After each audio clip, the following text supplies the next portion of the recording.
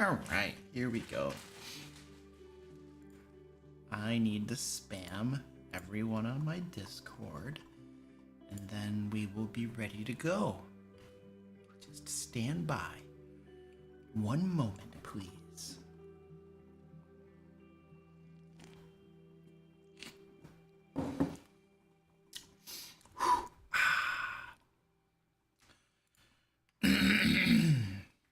All right. Let's see. Where is the spammage channel? There is the spammage channel. All right.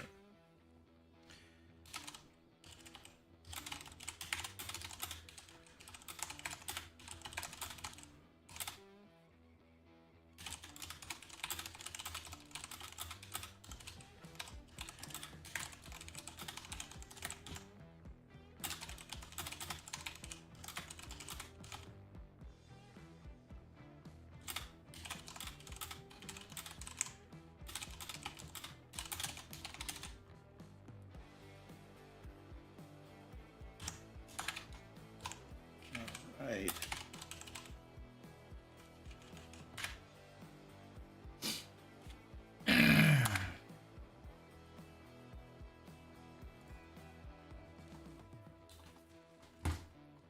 There we go. I think that's the spammage. The spammage has been sent. Uh-oh. Oh! Ooh, we have some cool news to talk about on stream. Thank you, Zach. That should be interesting.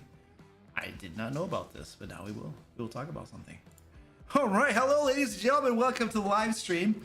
Today we're going to be sitting here in my mom's basement. It's actually my basement. I own this basement. Thank you. And we're going to do a Q&A, like, you know, Dungeon Master, Game Master crap, all that kind of good stuff. So you ask questions, I answer them. And for those who want to help, who want me to like brainstorm for them, I will do my very best. Because some people are like, I want to run the campaign about like dinosaurs, but I don't know where to start. And they want me to brainstorm ideas for them. And I'm not good at that. I'm not good at that. But I do my very best. So there might be some questions. I'm pretty honest with you guys. Like if I don't know the answer to something, I'll just tell you or whatnot. This was months ago. Oh, my co-streamer is here. Come on, buddy. Come on. Let's go, you moron. They're waiting for you. There we go. So this was months ago. Somebody asked me a question and I didn't know the answer and I was like, yeah, I don't know. And then the guy was all like, oh, for some like, what did he say? He's like, some like, Dungeon Master Guru, and you don't even know the answer to this question. And he was all like, Wah! And I was just like, okay, dude, so what? Like I'm supposed to know everything? So whatever. Anyway, he got all upset. So I should just make crap up and lie to you or something. Or I can just like, oh, I know what I could do. You could ask me a question and then I could have ChatGPT open and just like type it in and then give me the answer for those hard stumper questions. That's what I could do. Anyway, okay, so tonight we are doing, let's see, we are in a live stream. We have a giveaway going on, so join the giveaway. There should be a link in the chat somewhere. Nightbot will give it to you. There you go. It's the one with the money bags. It's the one with all the money bags before it. It's like win $50 DM Lair store credit. That's a really stupid way to have that giveaway link. I should say join the giveaway because that seems like a skeezy link. Let's change that, shall we? Our timer is no longer gonna just have money bags and say win money. That seems like a really who thought of that? Who thought of that in the timer? Okay, it's going to say join the giveaway for join the giveaway $50 DM Lair store credit. There we go. Beautiful. That seems like less skeezy. How's that sound? I'm totally gonna fire somebody. Heads are gonna roll for this. 100%, heads are gonna roll. So we were talking about? Oh, I have a story about heads will roll, by the way. But we have a giveaway going on. I have like burps now. I was fine all day. All of a sudden I have burps. It's because of my drink. So let's drink some more. I keep getting distracted. I have a giveaway. Join the giveaway. Link down below. We'll give away a $50 DM Lair store credit to the winner of the giveaway. And we also have one of the things we have over on the dmlair.com is something we call the DM Lair Ultimate Bundle. It basically has every single book we've ever published all wrapped into one big bundle, and it already has like a markdown, like you save tons of money on the big bundle. And we also right now have like I think a 15% off like coupon code, discount codey thing where you can save even more. So like if you're just looking for a whole crap ton of resources to use in your games, or I mean, especially if you're like a new dungeon master looking to stock up on some cool crap to help you and stuff. Anyway, the DM Lair Ultimate Bundle could do that for you, and you save a crap ton of money, so you can check that out. But point is that if you win the giveaway, then you'll have $50 to apply toward that, and it'll be even cheaper. So join the giveaway. All right, there we go. And yeah, we're gonna fire the person who put money bags on the giveaway link, because that seems really skeezy. So that person's been fired. They'll be gone by the end of the week. And then let's see. Oh, there were a couple super chats. Super chats. Let's see. I don't need to know when people subscribe to me, because subscriber count is meaningless. Where's my okay, DM Lair. I don't need to know when somebody subscribes to me. Thank you. Okay, there we go. Okay, now I can see my super chats. Except that there were 2 from today that aren't showing up, which is really weird. Oh, there's 1 from today. Okay, Overlord Rocks, what's up, dude? How you doing, buddy? I met you up in Mount Pleasant today. So interestingly enough, so if anybody remembers this is from like, oh, I should probably read your super chat. And thank you for the super chat. He says, I just met Luke today in a chance meeting, and I can confirm that he's really chill and pretty cool. Well, thank you, dude. Thank you. I was literally, my wife and I had just got done losing a bunch of money at a casino. I have a story about that, by the way, about this idiot that was at the craps table with me. So I have a few stories that I'm piling up on top of each other that I'm supposed to tell you now. So you're gonna have to remind me of the stories that I promised to tell you about, because I think I have at least 2 now that I owe you. But anyway, my wife and I were like, we had just got done losing all of our money. Well, we lost, well, we didn't lose all of it. We lost a portion of the money that we had set aside as designated gambling money, which you should assume you're going to lose, right? And so, but we lost, I think, half of it or something, and we came home. So, but anyway, point is that we were like on our way home from Mount Pleasant, and I just happened to run into Overlord Rocks, and like stuff. So that was really cool. That was awesome. And and the reason that was exceptionally cool is because he is the one, if you remember this from like several live streams ago, I was telling you all that we went to this, I think it was a Korean restaurant up in Mount Pleasant, Michigan, that was horrible. Worst restaurant in the world. Like, Overlord Rocks, what's the name of that restaurant again? The really bad one? Can you put that in the chat so everybody can know not to go there? Do not go there if you're ever in Mount Pleasant, Michigan. Very, very bad restaurant.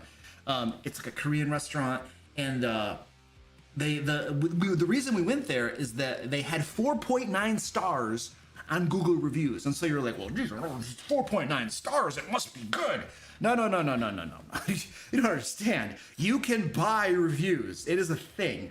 This wasn't too long ago, I was literally listening to some business podcasts and stuff, and the guy was talking about how you get your business set up on Google and all this kind of stuff, and he literally was like, okay guys, listen, I'm not telling you should do this, but you can buy reviews and nothing happens to you if you do that. I'm not saying to do it, because that would be wrong. I'm just letting you know that you can do it, and people do it. And so he was telling us that. And then I can confirm there's no way this crappy Korean restaurant, no, it's not Great Wall Buffet. That's not the one. I can find it for you. On average, you will lose all your money if you gamble. On average. Now, in the short term, you might win, but on average, you will lose everything. Guaranteed 100%. It's just you can't beat the on the short term you might win, right? And everybody has their anecdotal stories about how they've won overall and stuff. They probably don't keep track. They don't keep track. They just remember. They remember the times they won because of the adrenaline dump, and like, oh my gosh, I won this one time. I won this one time. I won, and they just like they repress all of the times that they lost everything because those are horrible memories. You wouldn't want to remember those. What was I doing? Oh, we were gonna find the name of that restaurant. So it was Mount Pleasant, Michigan Korean food because we love. No, it wasn't Korean food. Oh, there it is. Jim Bob Korean. That's the name of it. Let's just take a look at this. I mean, we're telling a story. We might as well use pictures. Huh? We should probably use pictures. Oh, go to maps. Go to maps. It's Jim Bob Korean restaurant. Where was that? This guy right here. This place. Do not go here. Oh, it's the worst place in the world. Please, for the love of all that's holy, spare yourself. See what I'm talking about? 4.9 reviews. Impossible. Impossible. I bet you my review's on here. There's my review. Here's my review. You can see this. Okay, let's read my review. This is the review I left them. Not offering water and having to pay for it was the first red flag. You can't. It's a restaurant. It's a sit-down restaurant. They don't give you a glass of water. You literally have to buy bottled water from them. And I'm like, that is really weird to go to a restaurant and they don't give you water. I don't know that I've been to restaurants that don't just give you water. It's like it's tap water. It doesn't cost you it costs you almost nothing. you could fill a cup up with water for me. Anyway, the food has zero flavor. There was no flavor at all. My wife asked for soy sauce and salt because her beef and rice were dry and flavorless. And I crap you not, guys, we had to listen to the chef. Like, we asked for this stuff and the chef, this woman literally came to our table and lectured us about how when Koreans eat food, they don't use that much soy sauce and stuff, you know. We literally had it was probably a 2-minute lecture about how that's not how we eat food in Korea or something. And I'm thinking, dude, like, okay, that's fair, but I've had I'm not in Korea and I'm not Korean. I'm gringo with like American taste buds. Like, if I want soy sauce, just give us soy sauce. How hard is this? And we got one packet of soy sauce. It was crazy. Can they take your review down? I don't think so. I've never had someone be able to take a review down. People need to know this. She was literally giving us a lecture. I'm like, this is horse crap. Just give us, I don't need a lecture. Just give me a soy sauce packet, yo. It's not hard. The portions were incredibly small. I'm kind of fat, right? I'm a tubby boy. So like, if I get small portions, but the price is appropriate, I'm not gonna complain. Because it's like, I don't need all that food. I know I have a weight problem, so small portions, I can live with that. You know, just don't charge me a lot of money for them. If you're gonna charge me a lot of money, give me more food so I can take it home, you know, and then I feel a little bit better. But the portions were super small. Yeah, I gave up after a couple of bites. Mine was there was no flavor in it at all. And I decided to take it home and recook it with seasoning, which is what we did.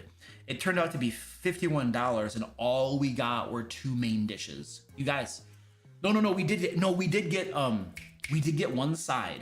There was like this it was kind of like a flight of kimchi. There were like 5 different types of kimchi on kind of like a beer flight. It was kind of like a beer flight.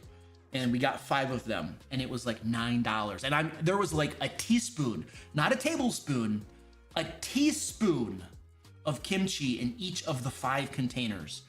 It was insane, and it was $9 for that. Yeah. Then I just say, you know, some places I feel disappointed. This place I felt angry. It was a massive ripoff. And I, avoid this place. So anyway, don't go here. And the reason we're talking about this is I was ranting about this a couple months ago on a stream, and then Overlord Rocks, who lives in Mount Pleasant, was like, yo, dude, or he at least knows Mount Pleasant. I don't know if he lives there, but I met him in Mount Pleasant, so he probably lives there. Anyway, he's like, dude, check out Summit Smokehouse, which is amazing. So check this place out. Summit Smokehouse. This is the place you want to go, right here. So he gave us this recommendation for Summit Smokehouse. Oh my word, this place is the best in the world. Okay, Summit Smokehouse. Such good meat. And the pretzel, let's see if there's like pictures. You gotta go get the pretzel. Where is this place? Everybody's like, we don't care, Luke, because we don't even live near here. Where are the photos? Maybe I click this. There we go. Yeah, this is a fancy photo. The fries, oh my gosh, they're so good. They got craft beer that they make. The pretzel, you guys, this is, if you put both of your hands like and spread them like this, I'm exaggerating a little bit. It's not quite that big, but it's bigger than both of your hands together like this. It spreads out a little bit. This is the world's biggest pretzel you're ever gonna find, and it is delicious. Like the flavoring on it, the salt and the seasoning, the beer cheese that comes with it, that's probably like homemade mustard or some crap. Oh my gosh, it is just amazing. And then the meat, oh dude, the meat is, and they have like 6 different types of barbecue sauce. We only like 2 of them, but everybody's flavor is different, but 2 of them are amazing. So anyway, this is the place, guys. But anyway, the whole point of this, and the reason we're talking about this, is Overlord Rocks is the one that told us about Summit Smokehouse, and now we go there almost every time we're in Mount Pleasant, and we go up there frequently. Sometimes we go to Five Guys because we're just like, you know what? I feel like a burger and fries, and Five Guys fries are like, oh my gosh, they're like a delicacy. So sometimes we go there. Okay. No, U.S. food can't be bigger. Well, the biggest problem with U.S. food is the portions tend to be big, but mostly we just have garbage food. Like the stuff we put in our food is just insane, and it's all because of like lobbyists and big food agriculture companies paying lobbyists to pay people in the government who overlook things, and the amount of corruption in the food business, in the food industry in the U.S. is insane. It's crazy, and that's why everybody in America is dying of like heart disease, obesity, and cancer. I mean, it's like probably 90% of it's contributed to the food problem. It's like an epidemic here, and yet money determines that things like McDonald's and Burger King can stay in business. It's crazy. And if you ever get like a burger from McDonald's, they're really small, and yet they have so many calories. It's like what are they pumping into this crap? I don't know. Let's not talk about that. People are gonna get upset because they like McDonald's. Oh, I don't think I've ever had the mac and cheese there. I don't think I've had the mac and cheese at Summit Smokehouse. Oh, dude. Anis Logo says that in Argentina, the food is big too, but it's mostly meat. So I lived in Central America for 4 years. And I gotta tell you, I've never had food as good as when I lived in Central America. It was like the pork chop, and almost everything is grass fed, and the pork chops are like, I literally would pan fry a pork chop with salt, pepper, and garlic. Pan fry it. Boom, boom, flip it on a pan. And it was melting in your mouth. If you take a U.S. pork chop and pan fry it with minimal seasoning, it's gonna be dry and taste like crap. But down in Central America, and then the oranges are like as big as a grapefruit, and they're not orange in color, they're green. And they are the most delicious, juicy things. Like all the food in Central America, well, at least where I was living for the 4 years, was just like, oh my word, amazing. And I came back to the U.S. and I was like, this food sucks. The meat sucks. Like everything just kind of sucks, dude.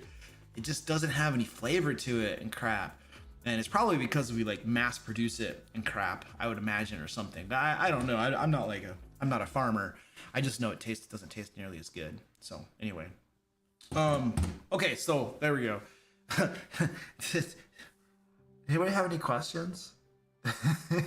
Five Guys is crazy expensive now. Yeah, well, I don't know. It doesn't seem too expensive to me. But we don't get we get the little bacon cheeseburgers. They just have one patty. And then we go to Five Guys and we eat for about $30. It costs us about $30 to eat at Five Guys. And my wife and I are very full, very full. And we get the little bacon cheeseburgers. So $30, dude. You go to McDonald's, you're spending $30 for 2 people. So it's like Five Guys is gonna cost the same as McDonald's. Like McDonald's, a combo is like $12, right? So you're walking out of McDonald's for two people for $30 almost. And Five Guys is literally fresh food cooked right there in front of you for about the same. I don't know why you would go to McDonald's. I mean, it's faster if you want to go through the drive-through, but geez, you know. I don't think so, dude. One combo at McDonald's is like $12. So I don't think so. I don't think you're gonna get much food. And the hamburgers at McDonald's are much smaller than a Five Guys hamburger. So I don't know. The prices I have where I live, and I live in Michigan.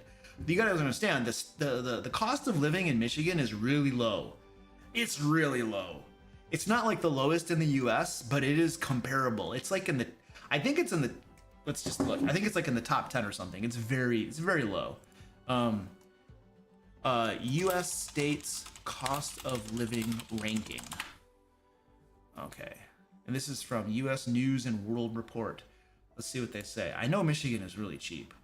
Arkansas, Mississippi, Alabama, South Dakota, and I gotta tell you, South Dakota is beautiful. Oh, I would not mind living in South Dakota. Oh my goodness.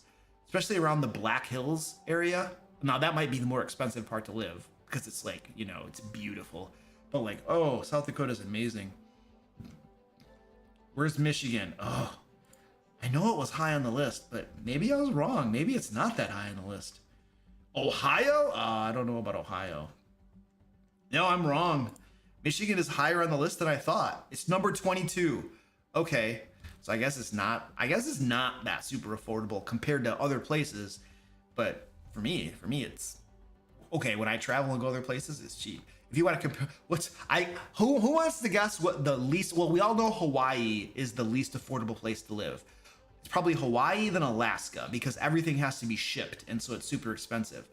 But behind Hawaii and Alaska, I'm willing to bet that it's either California or New York. I bet it's California or New York that are the most expensive places to live. Let's see. Let's just see if I'm right. A safe bet. What? Alaska's 36? Oh, I was wrong about that. Wow, Alaska's not the most expensive. Whoo, whoo. Virginia, you gotta be kidding me. Florida, that's expensive. Colorado, that's pretty high. Rhode Island, yeah. Connecticut, whoa, good gravy, man. Oregon, yep. New York is number 44. New Hampshire, New Jersey. Oh, that doesn't surprise me. New Jersey's kind of trashy too. Like I was in New Jersey, trash all over the place. All the buildings are like not well maintained. I did not like New Jersey. Hawaii's. Oh my word! You gotta be kidding me. So it's more expensive to live in California than it is to live in Hawaii. That is crazy. What is going on?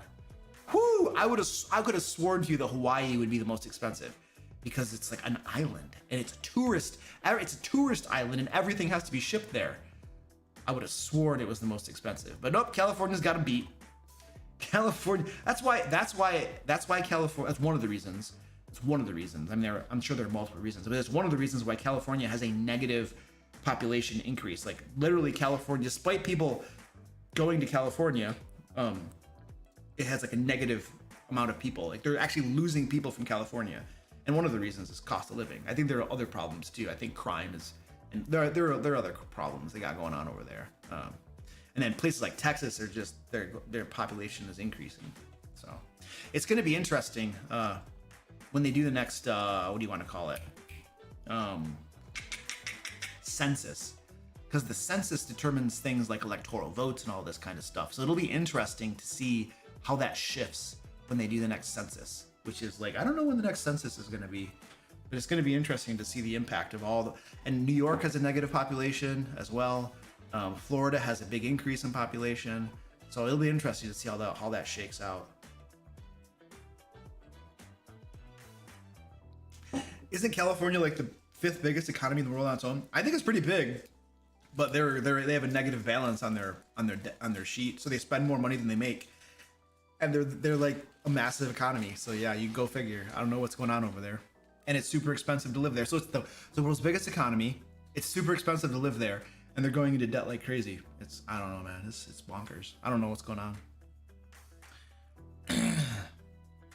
Yeah, but taxes are a key factor for cost of living. Yeah, even if your income taxes aren't very high, taxes on goods will make all the goods cost. Like I know my wife and I traveled to New York, and the cost of gas. Like we would travel, I think, from Pennsylvania to New York, and as soon as you crossed into New York, the cost of gas. This was like a decade ago or more. So don't quote me on this, but it was like a 50-cent increase or more. It was like noticeable, like holy crap, what just happened? Because you'd see like as you're traveling through Pennsylvania to New York, there are these like the gas stations that have the signs that go like 5 miles up into the atmosphere, and they have like the price of gas listed on it, and so you can see them. And we're like, geez, what's going on here? Things got really expensive. So that's true. Taurus Stormshield says take 3 tech companies out of Cali and Cali drops off a cliff GDP wise. Yeah.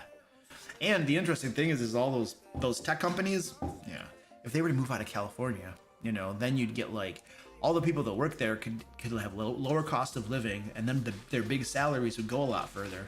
They'd probably all be, yeah, maybe they like California for some reason. I don't know. We'll see.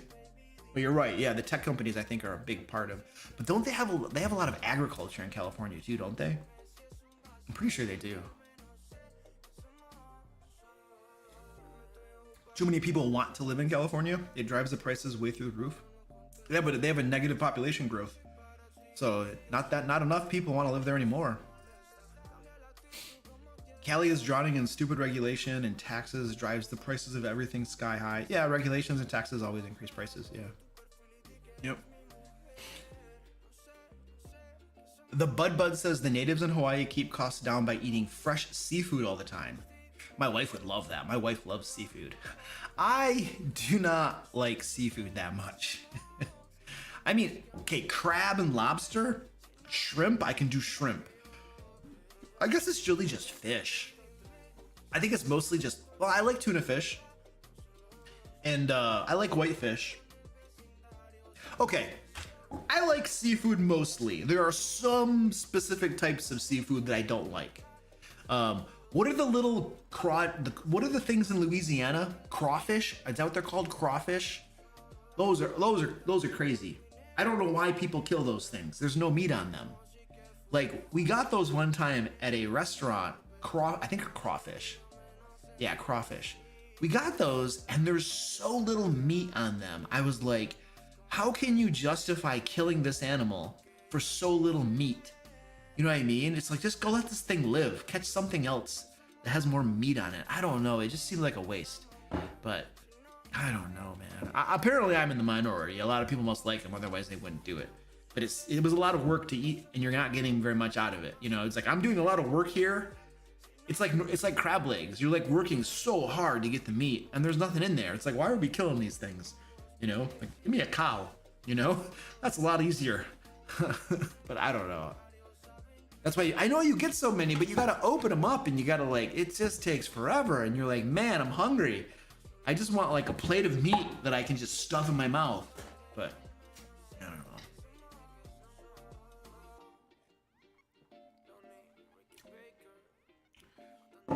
Mr. Brock Daddy says, everyone, don't let Luke fool you. He sleeps with his socks on, so take his words on food lately. I do sleep with my socks on. I absolutely do sleep with my socks on. I keep my socks on almost all the time. Yeah, I do.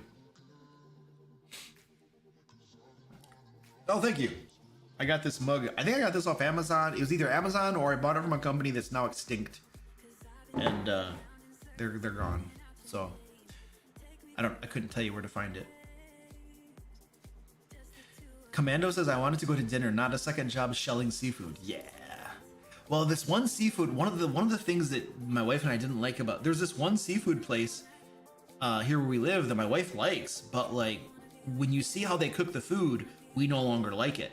What they do is they put the seafood, there's this big plastic bag. It's very, very thick plastic. They put the seafood in this bag. They shake, then they ask you what kind of spice you want. You get to choose the different spices and stuff, the blends or whatever. They put it inside the bag. They shake it all up, They seal the bag and then they boil it inside the bag. I mean, I don't know. This is how they cook food at certain fast food places like Taco Bell and things like that. They literally have the food in a bag. It goes in water and they boil it. That's how they heat it up. And I'm not like an expert here, but there's bad stuff in plastic that, like, if you heat it up really hot to boiling temperature, it's like, is that going into your food? And I know that the Food and Drug Administration has probably verified that it's safe and stuff, but again, lobbyists and corruption, okay? Do we trust that? I don't know, man. I just see boiling food in plastic bags and I think that probably isn't good. Like, that's probably not the way you want to eat your food. I don't know. And so we saw how they cooked the food and then we're like, you know, I don't think we're going to go back here anymore. And then they also just cover their tables with plastic so they don't have to clean the tables. They just put plastic all over everything and then they can just throw all the plastic out and they don't have to clean the tables. And we're like, you're wasting so much plastic. This is not good. So anyway, we stopped going there. We don't go there anymore. Mr. Brock Daddy says, that is not good for you. And yes, it goes into your food. I bet you there are places in the world that have that where it's illegal to do that because they know that it's bad for you. But in the US, you know, we're special in the US. We don't mind killing people sometimes if it means we make money. Of course, if they get sick from that, that just means the pharmaceutical companies make more money because people are sick, you know, and they make money.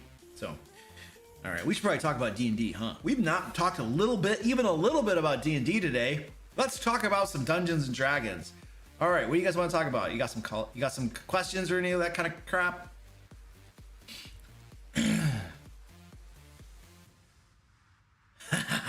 That makes me happy reading that. Let's see, did anybody ask any questions? Are you excited about Avengers Doomsday? I don't know anything about Avengers Doomsday. Oh, this is a Disney movie? I probably won't see it. Avengers Doomsday.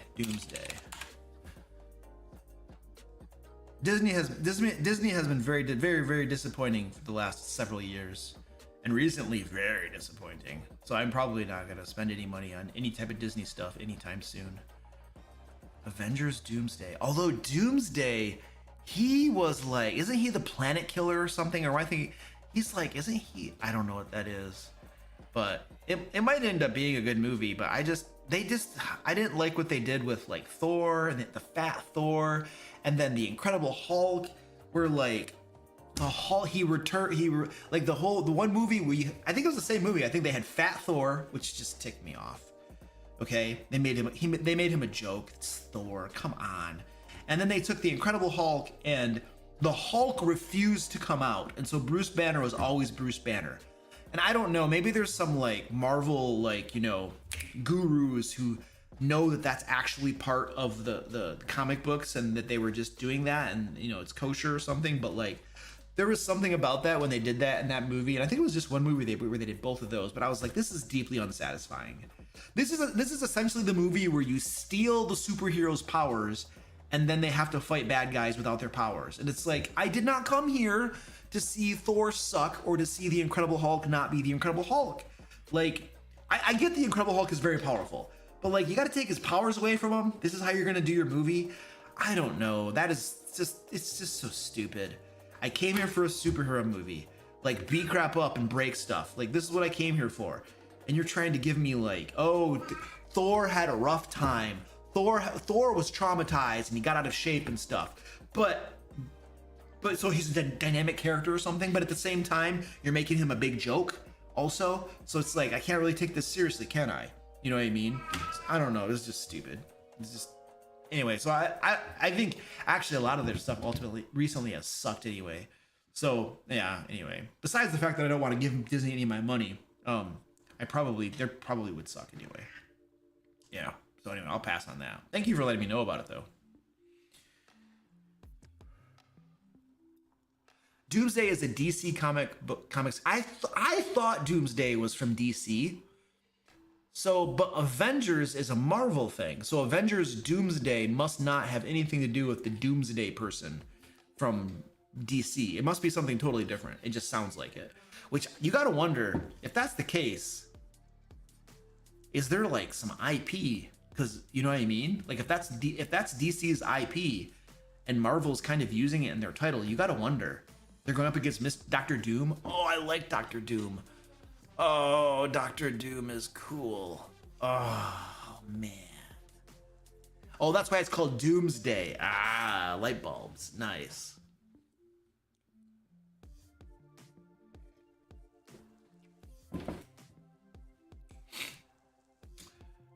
Divine Apathy says, question, any tips for getting newer players to roleplay more when we're playing over Discord and using a virtual tabletop? So I am going to choose to interpret your question. When you say roleplay, I'm going to choose to interpret that as what most people tend to mean when they say roleplay, which is the social interactions, which is talking in character. So if you actually mean roleplay, which is the entire game, combat, exploration, social interaction, if you actually mean roleplay, correct me, but I'm going to choose to interpret it erroneously in such that you mean social interaction, which is the talky bits and talking in character. So the way to get newer players to there's really only one way to get newer players to talk in character, and that's to encourage them to do so. And you do that two ways. One, by setting an example. You set an example by talking in character, like, you know, other players set the example by talking in character. The game master sets the example by talking in character. And then when you do it, you explain to them, hey, this one of the parts of the game is that you talk in character. You know, so like I am literally going to be this NPC talking to you, but I'm talking as the NPC. You just respond to me naturally as though you're talking to the NPC. And you don't got to use a special voice. Don't worry about that. Just speak in character as though you're your character talking to me. So don't say my fighter tells the NPC da da da da. Literally, as the fighter, just say it. So make sure you explain to them how it works, you know, and that they don't have to use special voices. Forget about the special voices bullcrap, the accents and crap. Forget about it. Just forget about it. Screw that crap, okay? Because if you tell them that, well, when you speak in character, you got to use a special voice too, well, now they're going to feel all like intimidated because they're not going to do it well, or they're going to feel silly or foolish because now they're trying to make a special voice. And if you've never done it before, you probably aren't going to be very good at it, like anything you've never done before. So like that might just make them feel self-conscious and like embarrassed or not comfortable. So don't let them, they don't got to do a stupid special voice. Okay. We don't got to be amateur voice actor time. We don't got to do that. Just talk in character naturally using your own voice as you would. That's the first step. Encourage them to do that and set the example for doing that, you know? And then once you've got some of them doing that, you know what I mean? Then you can set the example by changing your voice. If you want to introduce how you can do special voices and accents, like when you're your dwarf or something, and you're going to talk, however, ridiculous Scottish accent that you probably destroy and don't do very well, like my dwarf. Like I do a horrible Scottish accent, but I think it's fun, so I do it, even though I suck at it. And so I think you set the example. Again, you set the example, and then you encourage them to do it, you know. But don't put a lot of pressure on it. And here's the thing: a lot of players aren't going to like it. A lot of players are never going to like talking in character, or especially talking in weird voices. They're never going to do it, and that's fine. You know, all you do is you introduce the concept to them, you encourage them to do it, you know, but it's completely optional. And if they don't want to do it, they don't want to do it. But the more you do it, the more you set an example, and the more others around you are doing it, the more they're going to feel comfortable trying it on their own. You know what I mean? And then that's one thing, I think you just do that, right? That's the way to do it. And the other thing too is they use cameras. For the love of holy crap balls, use cameras. Like I feel like one of it's really weird for me when I play in an online game and I can't see anybody. It's so weird to me, you know. Like it's hard to have a human connection when you don't have your cameras on. And for me to feel comfortable, I need to know that I'm with other human beings. I don't know if that makes sense. I don't know if it makes sense, but like I was in a game once where only one other person had their camera on, the game master, and all 4 players had their cameras off. And I always speak in special voices, almost always, for my characters. And I felt a little self-conscious doing it, and it was weird. I don't know why, but because their cameras were off, I felt really weird talking in character. But in other games where the cameras are on, or if I'm in person at a convention or something and I can see other people, I don't feel self-conscious. And I'm not like a type of guy that's going to feel self-conscious easily either.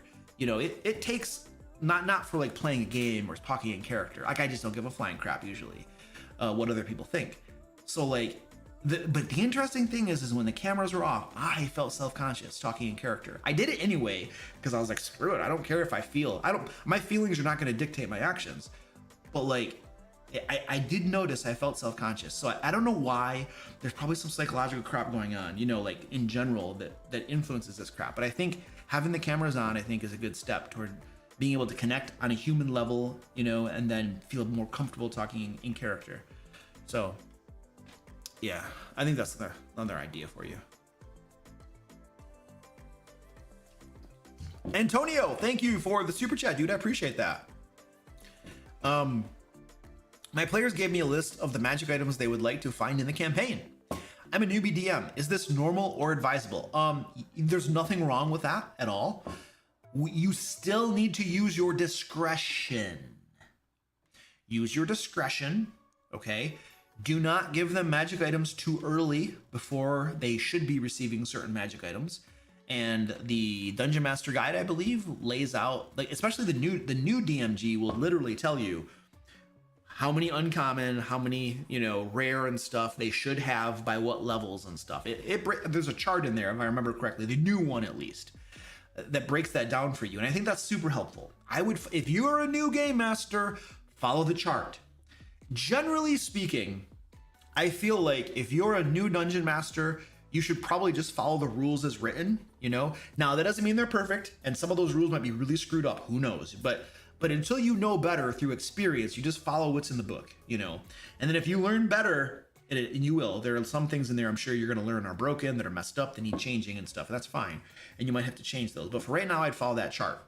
Now, as far as like the magic item request list, here's the big thing to watch out for. Here's the thing to watch out for. Many players, so like if I'm a player and I'm giving you a list of magic items I want, it's because those magic items are going to help my character become more powerful, right? Obviously, otherwise, why am I asking for them? Okay, and there's nothing really wrong with that, but be wary of magic, but when a character, here's the thing. It's one thing for a magic item to make you more powerful. Yeah, that's fine. That's what magic items are supposed to do that. However, one thing you need to be careful of is that if a player knows they're getting a magic item, right? If they can pick it out, then they can do something special. They can build their character with that magic item in mind, and they can customize their character build to synergize with that magic item. And then if they can build their character to synergize with a magic item they know they're gonna have that they picked out, then the power curve isn't just like, I got a little bit more powerful, it can be an exponential growth. So I'm always a little careful when players give me lists of magic items they want, because they might be intentionally building their character around the magic items to synergize in certain ways that will make them even more powerful, right? Now, there's nothing necessarily wrong with that as long as you are willing to adjust your entire game to keep pace with that curve. But if you have one player who's doing that and getting super powerful, but nobody else is playing that game, then you're adjusting the game to stay in line with that player's power and stuff. So it can get a little messy, and it's not something, now as a veteran DM, not a big deal. You can figure it out. You figure it out. And you come to learn that D&D 5th edition is not very balanced anyway, so you kind of just roll with the punches and you figure things out. And you're accustomed to making house rules and saying, yeah, we're not doing that, or yeah, this is going to work differently because it's breaking the game, whatever. But as a new game master, it's probably easier for you not to have to deal with that horse crap. And if you don't have a lot of experience, then you don't know how to change things and stuff to deal with that horse crap. So I would just be careful, you know, about the synergies and stuff. And it's hard to know that stuff before the player does it, right?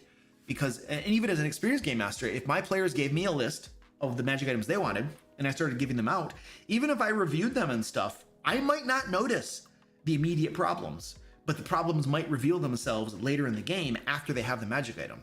So like, you know, that's something to keep in. You might have a conversation with your players where you're like, dude, you know, you guys got me magic item lists. That's cool. I'm planning on probably giving you the magic items you want, but if something crazy happens and the magic item is too powerful, or your character is built to synergize in a crazy exponential power curvy way, then we're going to adjust things. You need to know this. Tell them beforehand, set the expectation that you might change things because problem might come about. If you set that expectation, it's still not going to be fun. The players are the player who you're nerfing, they're going to say you're nerfing them. You know, that player's still probably not going to be happy about it, you know, but as long as you've set the expectation, it will be an easier conversation because you're going to say, hey, you know how I said this, and that? Yeah, well, we have a problem. We need to fix this, you know, and then you can figure out what's going on. So, yeah, what is going on in chat? Oh, microvirus. I thought you were like, what's going on in chat? Chat's going crazy here. Oh, we have a giveaway going on, ladies and gentlemen. There's a link down in the chat where you can join the giveaway. We're giving away $50 DM Lair store credit. You can get tons of horse crap over on tons of fine game master resources over on the dmlair.com. We have the ultimate bundle right here. This is every single book that we've published, and huge discount on it already. Plus, we also have, you'll notice up here, you can get 15% off the ultimate bundle as well. So you can go grab that, or you can grab any of the books we have actually, and you can save some money over here on the dmlair.com. And if you win the giveaway, you're gonna get $50 to go spend and buy some fine Game Master resources for you. Did anyone watch the Dragon Week live video for Dingo Doodles? No, I didn't even know about Dragon Week. I still don't know what Dragon Week is. Nobody told me about Dragon Week. Literally, one of my friend Ed was asking me if I was doing a video for Dragon Week, and I was like, Ed, what's Dragon Week? I didn't know anything about Dragon Week. I still don't know what Dragon Week is. Does anybody know what Dragon Week is? I have no idea what it is. I Googled it and I didn't get anything. I got something for some video game, which didn't make sense because it sounds like it was a D&D thing or something. I have no idea what Dragon Week is. I couldn't figure it out.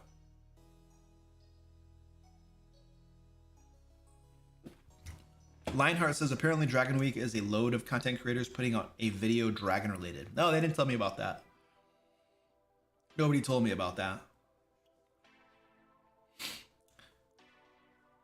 The start of Shark Week for nerds? What is that? It's Shark Week for dragons. Oh, I don't know what Shark Week is even. Where you make a dragon themed thing or smith like that? Something like that? Okay. Ginny D and Pointy Hat are collecting dragon-based lore for D&D. Oh man, they don't talk to me. I don't talk to them. I don't know. We've never talked really before. So I don't know anything about it. Your logo is a red dragon, so you're covered. That's right! My logo's a red dragon. I'm covered. Everything I do is Dragon Week related. Yeah, that's a good point. Yeah.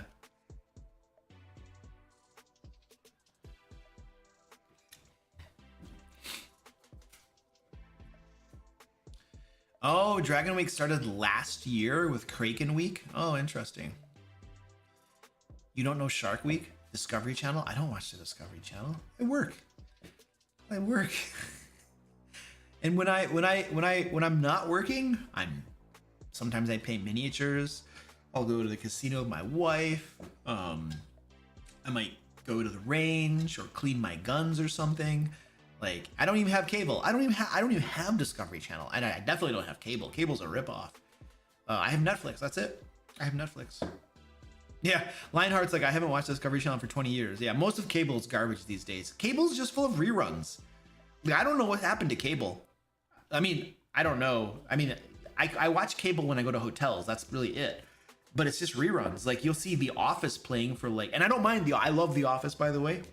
And I'll always look for The Office because it runs for like the entire day is Office reruns.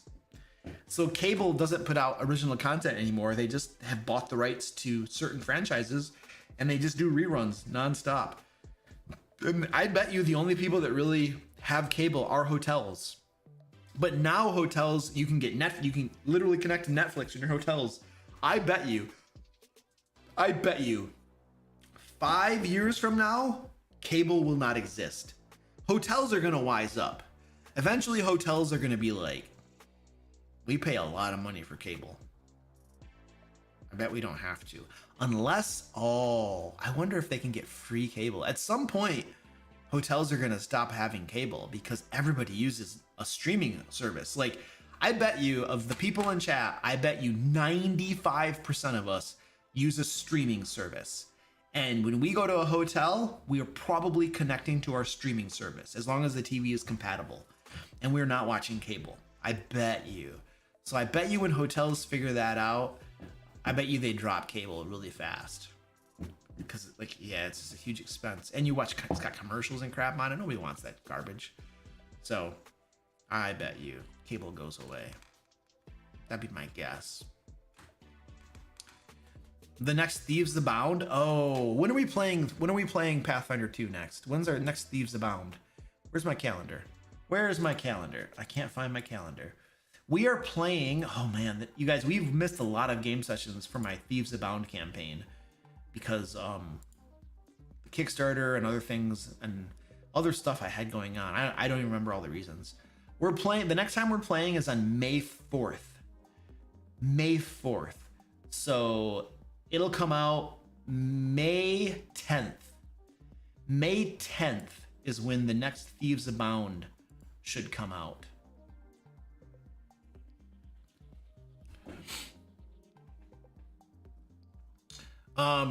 Critcraft says, I'm planning on running Curse of Strahd in Pathfinder 2 on FVTT.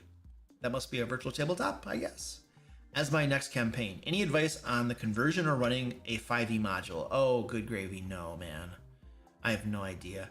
Well, I mean, I do, and you're probably not going to like it. I have only played Pathfinder 1st edition and Pathfinder 2nd edition. So if you're going to convert Curse of Strahd to Pathfinder 2, you're going to have to take a look at every single encounter and find monsters from Pathfinder 2's bestiary that will fit the theme at least. Or what you'll have to do is you'll have to find the exact monster. Like if they're calling for zombies over here, you might find zombies in Pathfinder 2. The only thing is that you for sure can't do a 1-to-1 substitution. What you're gonna have to do is, why did my screen just go dark? That is super weird. You can't just do a 1-to-1 substitution. You're gonna have to balance every single encounter for Pathfinder 2. So you're gonna have to find a monster to substitute, and then you're gonna have to balance it, appropriately for Pathfinder 2. And then decide, whether it's gonna be an easy encounter or a moderate or like, a severe or an extreme and that kind of thing. But I think what you're mostly going to run into is that it's going to be hard for you. It might be hard for you to find monsters from the bestiary that you can use as is. What you're probably going to end up having to do is customize the monsters from bestiary. So like, and it's not, there's a website that you can use that does this. I'm going to see if I can find it really quick for you. Now Chrome just crashed on me. I don't know what's going on, but my Chrome has been crashing constantly on me recently, and I don't know why. I'm gonna have to close Chrome and restart Chrome. I'm gonna have to do my Control-Alt-Delete. Go to my task manager. I'm gonna have to kill Chrome. It just I don't know what's going on with Chrome, but it's been crashing on me for the last couple of weeks. Not a lot, but like enough that I notice it. All right, I just ended the Chrome task and I'm gonna have to open it up again. Do not restore my tabs, you nuts. All right, first thing I have to go back to is the live streaming tab because we're gonna need that.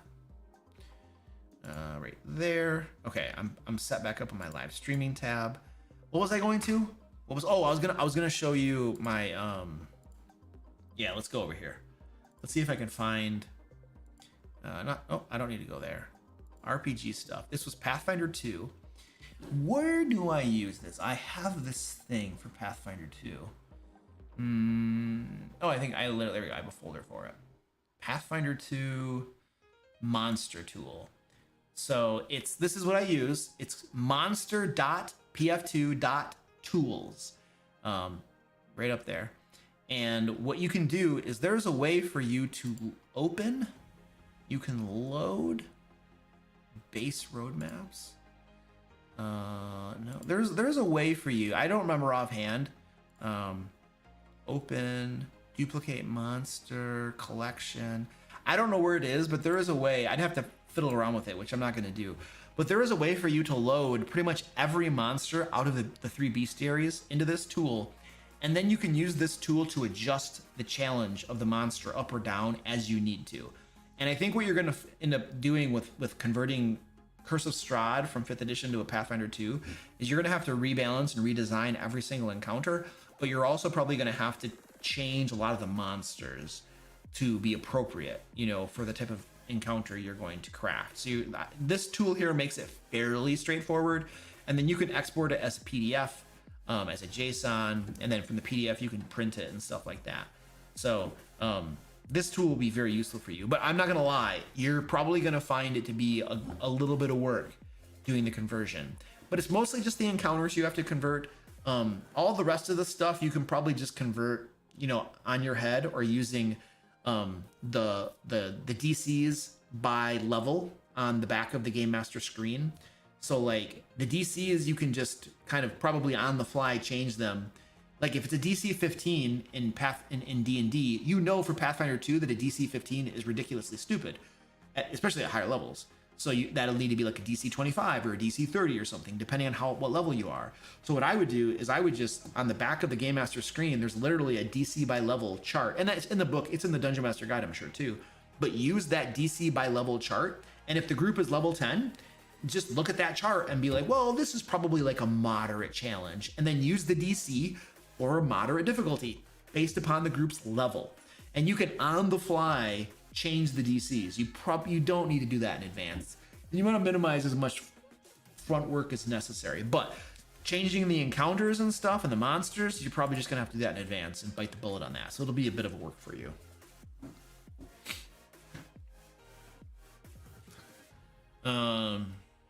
Yeah, I don't know if this is what the conversation was, but I don't think ChatGPT will do a good job converting a module for you. I really think it is stupid. It is dumb. I have tried to use ChatGPT for some conversions. What did I do? I was running a Shadow Dark game, and I loaded some sample stat blocks from Shadow Dark into ChatGPT, and I told it to make me a soldier or a captain of a guard, as like a level 2 captain of the guard, and it couldn't do it. It was giving me like a composite between D&D 5th edition and Shadow Dark stat block. It was really weird. It couldn't get the stat block right. And I had loaded examples. I gave it examples and all this kind of stuff, and it just couldn't do it. So I don't think ChatGPT is going to help you a one bit with that. I think it's going to screw it all up.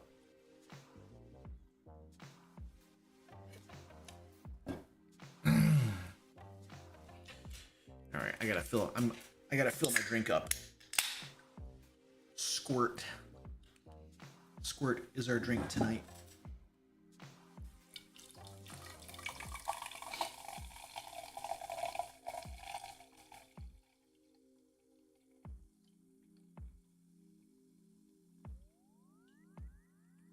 Nice. Beautiful. All right. Of course, we got to get a drink of it. ASMR. I don't listen to ASMR crap, but is that one of the things they do? They pour liquid and stuff? Is that one of the things they do? I should have gotten it closer to the mic that's up here. Then it would have been even better. It'd have been like right into the mic.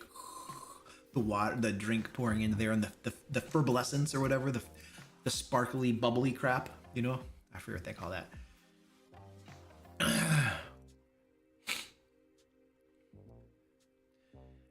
Deceiver says the next game I'm going to do Pathfinder 2nd edition Been reading the rules there to try and get systems for the current 5e campaign I'm running, and it seems so much better for the DM. It is. Pathfinder 2 is easier for the game master in some regards. Definitely give it a try. See, you might like it a lot. You never know.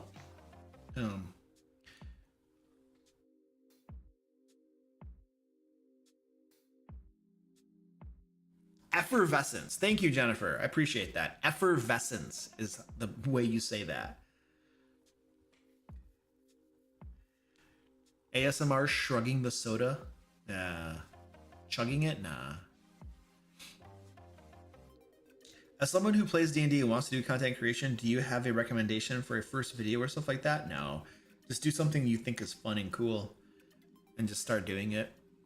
That's what I would just start putting crap out there, you know, and find something you enjoy doing and then just throw a bunch of crap out there. It's just generic, stupid advice. I understand. You know what I mean? I think the biggest problem is not starting. I don't worry about what you're doing because nobody's gonna see it. That's the truth. Just put crap out there. Do something. Start, and then try to get a little bit better each time. But you got to start. Nobody's gonna see it. You're gonna get 2 views for like a year, maybe. Right? Nobody's gonna see it. Use that time where nobody sees your videos to make them better and better and better every time. And then as you're doing them, try different things, do different stuff. There's a reason that every so often I put a video out that's totally different. And you're like, whoa, Luke's doing something really weird. Yeah, because I'm trying something new. And most of the time, the new things I try suck and they don't succeed, you know, but that's okay. Well, then we won't do that anymore, you know, but try different stuff, see things that might resonate, see things that you like doing, you know, that are interesting to you. But you got to start. You have to start. That's the most important thing, is starting. Don't worry about what you're going to do. You got to do something. You got to have some sort of theme or purpose, right? But you got to start. That's the most important thing. Start. Most people fail because they never start. In fact, I should say, everyone who doesn't start fails. That'd probably be a better way to say that. 100% of everyone who doesn't start fails.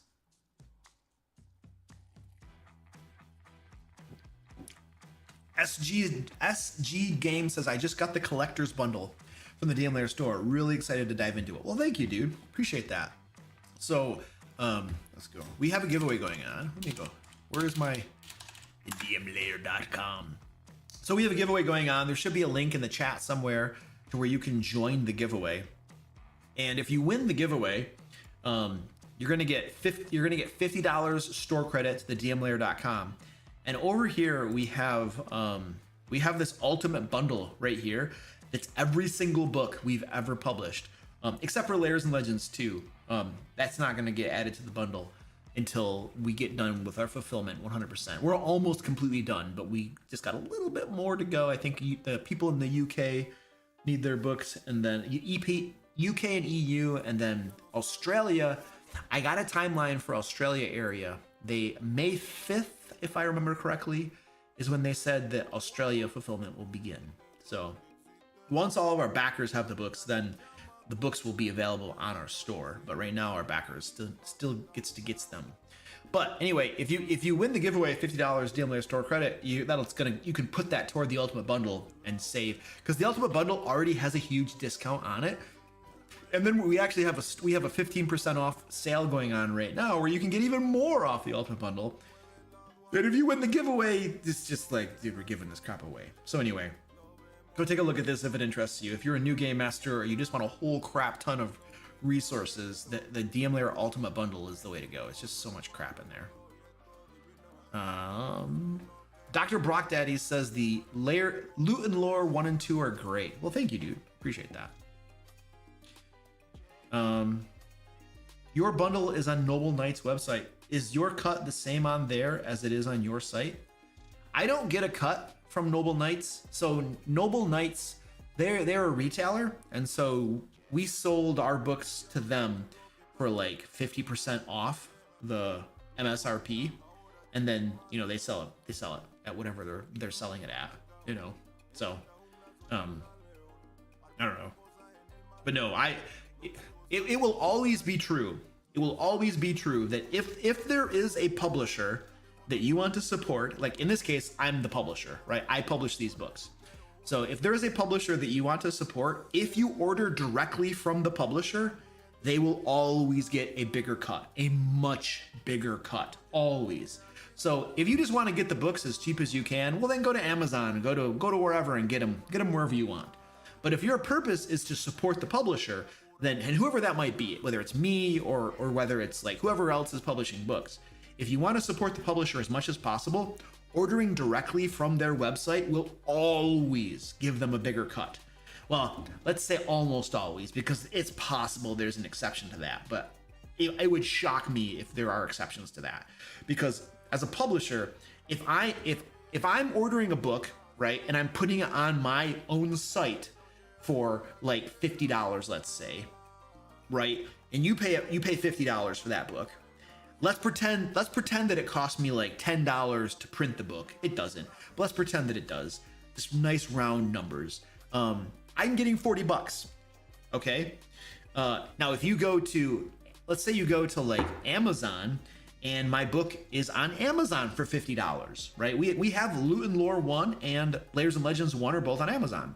You go over to Amazon, if you buy it off Amazon, then my cut is lower because I got to pay Amazon a bunch of money, right? If you go to our books right now, like if you go to Noble Knights, right, and get books from them, I sold my books to them for half of the cover price, MSRP.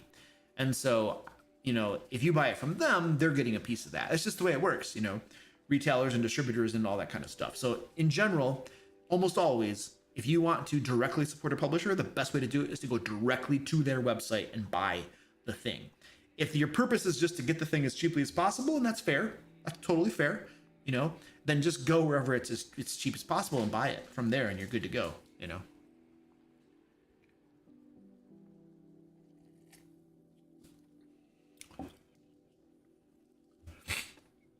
I'm trying to get my friends into D&D. Any suggestions? Yes. Buy pizza. Okay, this is what you're gonna do. You're gonna go to your friends. Hey guys, here's the deal. We're gonna have a pizza party at my place Friday night. You're gonna come over, all right? And we're gonna play D&D. And there's gonna be free pizza, all right?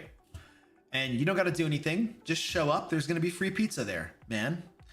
And they're gonna be like, really? Yeah, dude, just come play D&D with me for a few hours and eat pizza, and it'll be fun, you know. I bet you're gonna get some people to come over. I'm betting you. You know, have pre-generated characters for them. Make it as easy as possible. Don't make them create characters.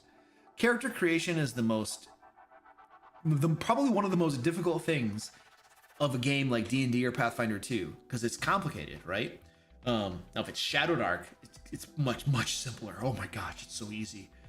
But for something like D&D, dude, you don't want them to make their own characters. Oh gosh, have pre-gens, a bunch of pre-gens, and just ask them what they want to play and give them something. Oh, you want to be a wizard with spells? Okay, here you go, you know? And then have a pizza party with like free chips and drinks and crap, you know, and get them to come over. Just, you bribe the crap out of them, man. You know, it's like, oh, it's free pizza and we get to hang out with friends. That sounds cool. And then we play D&D, and some of them might like it, some of them might not like it, but that's what I would do. I would bribe them with pizza, man. Or, I mean, I don't know if you guys like Chinese food, whatever you guys like. Maybe pizza's not your thing. You know what? If pizza isn't your thing, you have problems. You have bigger problems to worry about, okay? So let's just leave it there. Well, you can create a new character. Yeah, but are you a new player, Microvirus? Are you a new player? You give a new player and tell a new player to create a character, they're lost, man. That's a lot of skills and knowledge you gotta have, man. Yes, don't do a high level adventure. Level 5 is probably not too bad. The problem with level 5 is that you have wizards. So you have a new player playing a wizard, and they don't have any idea how these spells work. That could be a problem. It's not gonna be easy. So I would start at level 1 personally, but if it were me, and if Luke were introducing his friends to D&D, I wouldn't play D&D. I'd play Shadowdark. I'd tell them it's D&D because that's the name they're gonna recognize. Oh, I've heard of D&D. Oh yeah, let's go. I've heard of D&D, but I wouldn't play D&D. I'd play Shadow Dark because Shadow Dark has way simpler rules, way easier characters, and I wouldn't even tell them it's Shadow Dark. I'd say, come play D&D, guys. They show up for D&D. I give them the character sheets, and they're like, yeah, sweet. And then if anybody said anything about like, why does the book say Shadow Dark? I'd say, oh, this is a variant of D&D, which it literally is. It's a fork.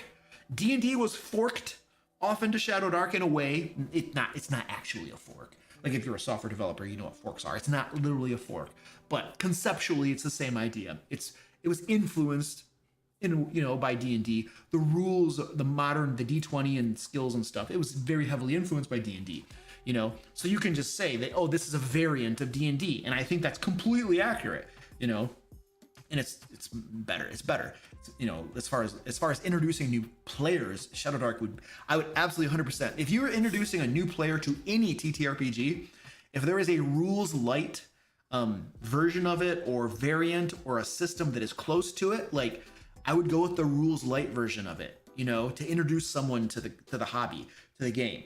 Like I don't think literally D&D 5th edition is a good way to introduce new players to the game. I wouldn't. Whoa, there goes my squirt.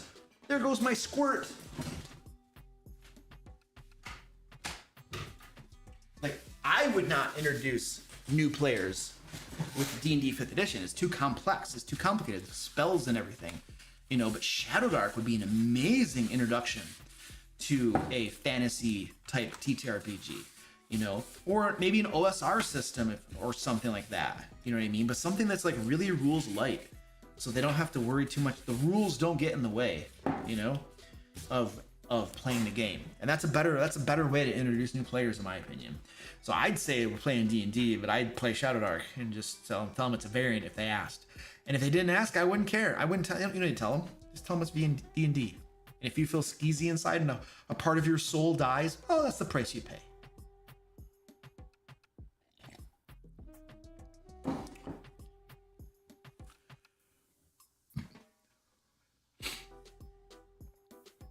Nat Rice Melting says, why should someone leave Pathfinder 1st edition for Pathfinder 2nd edition? If you're having fun with Pathfinder 1st edition, don't change. Pathfinder 1st edition and Pathfinder 2nd edition are not similar. They are very different game systems. Very different game systems. Very different game systems. I've played Pathfinder 1st edition. It's basically 3.5. And I've played Pathfinder 2nd edition now for about a year. Very different. Very different. Very different. There are obviously similarities on the surface, but the gameplay feels a lot different. So like, if you're having fun with Pathfinder 1st edition, stay with Pathfinder 1st edition. If you guys are not enjoying Pathfinder 1st edition and you want to change, then you might try 2nd edition. You might enjoy it. You might have fun. But it also depends on why you want to change. Like maybe you can just tell me, like, why do you want to change? Like, what is the reason that you're considering leaving Pathfinder 1st edition? Actually, and if you tell me why you're considering leaving, what's annoying you or what you don't like, then I might be able to give you recommendations of what you might try based on my own experience, which is limited, obviously. Everybody's experience is. I haven't played everything clearly, obviously. I don't think anybody has.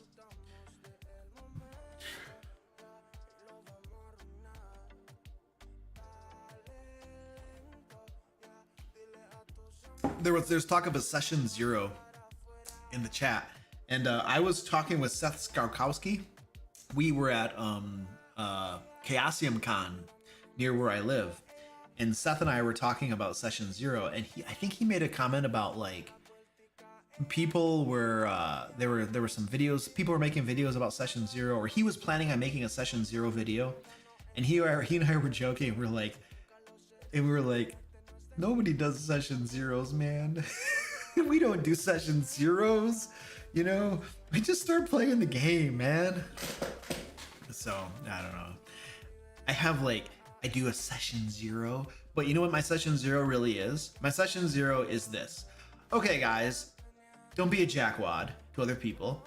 If you have something that causes problems for you personally, You know, let everybody know, let me know, so I don't make adventures about it, you know, so I don't cross any boundaries. All right. Other than that, let's just try to be normal human beings and treat each other with respect, you know. And then if you have a problem with something, speak up and say something. Let me know, you know. We're gonna. That's the session 0 talk, you know. It doesn't got to take 20 minutes to an hour. Gosh, if it takes you an entire session to figure out what people's boundaries are so that you feel safe and that nothing bad is happening, like it shouldn't take you more than a quick discussion to be like, oh yeah, you know, I cannot handle any type of violence toward children. Okay, that's fair. We will not have any violence toward children in the game. You know, and there's a good chance I wouldn't do that anyway, because that's on a borderline of like, why would you put that in a game anyway? So, you know, have that discussion, let people know and stuff. But after that, you're creating characters and you're playing the game, you know? And so anyway, he and I were having a little joke about session 0. I think he might have made a video about session 0. I don't know what he said in it, but Seth's a cool guy. We were out talking for a while, just like shooting the crap. And that was the highlight of my convention, was just like hanging out with him and just talking about stuff. So it was fun, a lot of fun. Have I ever run a hex crawl? I have I run a hex crawl? If I have, I don't remember anything about it.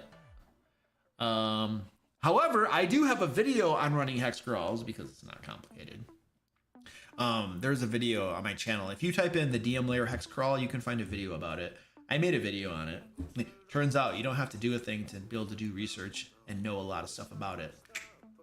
So yeah, some of my videos, I know nothing about what I'm talking about. I literally have a researcher who goes out. Ed, hi Ed, thanks Ed. Ed will go out and research topics for me, and he'll use his own experience. And he will give me a list of everything about the topic that I need to talk about. And then I make the video. And I have many videos on my channel that I don't have a lot of experience with personally, but I literally pay other people to research and give me bullet points so that I can talk about a topic and give you good information, you know, because I can't do everything. I don't know everything, but you can still fake it. It's not faking it if you're like having somebody go out and research it for you, I suppose. So anyway, but yeah, there's an entire video on hex crawls. We actually have one of our issues. We have an issue of Lair magazine about hex crawls too. And oh yeah, you know what? Ed has a dream job. I pay him in gaming stuff. Like Ed gets paid in gaming stuff. So he'll be like, he has like a wish list of all the different like miniatures or Dwarven Forge or Star Trek role-playing game books that he wants. And I just go out and I just buy him gaming stuff. So he's just accumulating this pile of gaming stuff, you know? So that's what he gets. What was I gonna say? Oh, there's a Lair if you want to know how to run a hex crawl, we have a Lair magazine issue. If you go over to the dmlair.com, so go to the dmlair.com. If you go into the search bar right here and you type in hex crawl, you're gonna get this right here, navigating the hexes. Well, there's two things. This right here is just the rules on hex crawls, like basic rules about doing a hex crawl. If you want to get this, now my video on hex crawls gives all this information too, but this right here just kind of puts it in an easy to print format, but it's really cheap too. But also, if you want to get a ready to run hex crawl that you can literally use for your gaming group, you can go over to Lair Magazine issue 27, Endeavors and Exploration, and this is the hex crawl issue. We literally have a full hex crawl in this adventure. In this issue of Lair Magazine, it's about 50 pages or so, and you're literally gonna get an entire hex crawl. There are encounters, there are mini adventures, I should say short adventures, and then there are 3 full-length adventures, and they're all built into a hex crawl. So like, let's see, there might be did I put the overland map? We have an overland map in here. I might not have put it in all the image. Oh, there it is. So this is the overland. We give you like an overland map, and then the hex crawl takes place in this very small area right here. But you can obviously expand this and run your own hex crawl, and then make different things that go in all those different hexes on the map. So, but anyway, it's the hex crawl issue. If you want to go grab a bunch of hex or a hex crawl that you can run for your group. So there you go. Oh, we also, yeah, there's an article too. That's a good point. Oh, that doesn't do anything. We have an article on hex crawls on our website too. You can look up it. You can read about hex crawls.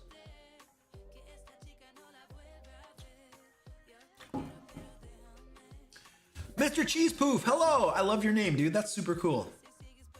At what point do you tell someone maybe setting not for them due to so many sensitivities? Like a player who takes issues with villains doing basic villains like theft or manipulation. Dude, I'm like, screw that crap. If you have a problem with bad guys doing bad things, this game might not be for you, right? Like, if a villain is stealing stuff and you have a problem with stealing, like, I mean, everybody should have a problem with stealing because stealing is wrong, right? But if you have a problem with stealing as a theme, right? I'm like, Now, I don't know. You can get into some extreme situations where somebody was like, but I was robbed. You don't understand. I was robbed at gunpoint and I had stuff stolen from me. And so now anytime there's a theme of theft in a game, it triggers me or something. It's like, okay, but man, really? So there can be no theft in the game because it triggers you. It's like, there's part of me that's like, I want to respect that, but at the same time, you're asking me to sacrifice a whole lot, you know? So like, we can't have any type of stealing in the game? Really? So I'm on the fence right there. You know, it's like, I want to respect the fact that that's a problem for you, but like, so it's like, if you say to me, look, Luke, rape is not going to happen. I don't want any themes of rape in the game. 100%, not a problem. First of all, I'm not going to do that anyway. Second of all, completely respect that. I'm not going to have my bad guys raping and pillaging. They might pillage, but they're not going to rape. Understood, not a problem. All right, that's a theme I can happily leave out of the game. But if you tell me, hey, we're playing D&D, but killing's a problem for me. I can't handle killing as a theme. Well, you're like, well, gosh. Like, more than half of the game a lot of times is combat. And things are gonna get killed, you know? That's a problem, right?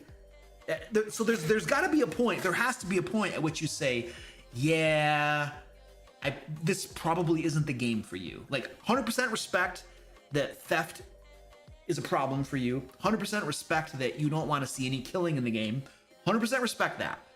But I'm telling you that this is probably not the game for you. Like, I'm 100% will respect the fact that you have those things and you don't like those, and that's you, that's great. But in this game, there will be killing because it's it's D&D, it's a combat game. And I'm not gonna, theft has to be a thing. There's gonna be some stealing, it's gonna be a thing. So if those themes are outside of your comfort zone, that's fair. I respect that. This is not the game for you. There's gotta be a point at which you say, yeah, this doesn't work for me. But this is the thing, you can't 100% capitulate to every single demand that a player has, right? There has to be some give and take. There has to be some like, yeah, that's completely reasonable. I can respect the idea that you don't want graphic torture. Okay. You don't want to see rape. Okay. You don't want to see mutilation, like chopping off body parts. Like, okay. Those seem to be like graphic descriptions of those things. Okay. That's a very fair request, you know? But there are some things where it's like, well, you know, hey, I don't want there to be any like threatening behavior. You can't threaten anybody because whatever, let's say it triggers them for some reason, you know, it's like, well, now you want me to like, there can't be any threatening behavior. There's a point at which you have to have that like line of like, to what point are you going to go along with it and just rule out categories of things in your game? And at what point are you going to say, no, you're asking too much. This no longer works for me. Like, you can't just have one player who just has a big list of demands that guts the heart and soul out of your game so that your villains can no longer be villains in a lot of ways, you know what I mean? So there has to be a line there, and I don't know what it is, right? This is like a individual case basis thing, but at some point, like, players ask too much. You know what I mean? It's like, it's like, shoot, dude. Like if my gaming group that meets right here, one of the things that many gaming groups do is we eat snack food. We like to snack because we're kind of chubby nerds, right? And like we like to get together, play D&D, eat pizza, drink soda or pop or soda pop or whatever you want to call it. Oh, I'm spilling it again. I'm just gonna wipe this on my pants because that's what nerds also do. So we're gonna get together and we're gonna eat stuff as we play. And so if you have a player who's like, oh my gosh, I cannot have anybody eating around me because it just like freaks me out. Look, eating is a ubiquitous human behavior. You can't ask us not to eat while we're playing D&D. That's bonkers, So that would, and we can't drink anymore. We can't drink while we're playing D&D. I think that's one of the examples of going too far, It's like you can't ask us to not eat food and drink while we're playing D&D for 4 hours or 5. We play for 5 hours or 6 hours. Like you can't ask for that, because it's not reasonable. There's a point at which there are reasonable requests and unreasonable requests. And what I am saying is that if it is an unreasonable request as judged by you and the other players, you should say no. This game is not for you. I wish you the best of luck. It's not personal, but in this game, we are going to drink, we are going to eat, and we will murder the crap out of any orc that we want to, because orcs are bad and orcs need to die, or whatever, you know what I mean? So there's got to be a line, right? There's reasonable and unreasonable, case by case, you decide, I think that addresses the topic. There is definitely a difference between like, no. Okay, so Patty's Parlor says, what if the dude is like a really loud eater and chews with his mouth open? No. There is a difference between like respectfully eating and then having your mouth open and everybody seeing your food. I have no problem whatsoever saying, hey, Kevin, please close your mouth when you're chewing. I don't want to see your food. Like that's reasonable. That is completely reasonable, right? Or if the guy, I don't like belching, like belching is nasty. You might as well stand up, cock your leg, and toss a fart. It's just like belching is disgusting. Like, are you gonna stand up, cock your leg, and fart like at the gaming table? No, that's disgusting. Don't belch at the gaming table. Be discreet, burp if you have to, but be discreet about it. But there are some people who are just like, and it's like, dude, that's nasty, dude. Come on, man. Give us all a break. So like, yes. Don't have your mouth hanging open so we can all see your food. I had a roommate once in college who did this. I don't know how he did it. How do you chew with your mouth open? Like, isn't your food gonna fall out? I'm like, if I chew with my mouth open, I'm afraid my food's gonna fall out. Like, I don't know how you do this. Like, how do you do this? It's like a superhuman feat to chew with your mouth open and not have the food fall out. It was crazy. I don't know how he did it. He's like Superman. My college roommate was Superman. Kept his food in his mouth with his mouth open, chewing it. It was crazy, Kevin's in chat. So Brimstoner is Kevin in my game back here, and I used him as an example. I don't know if you chew with your mouth open or closed. I just picked you as an example. I'm sorry, Kevin. He's been quiet the whole time, and he's like, hold on a second, I take offense to this. All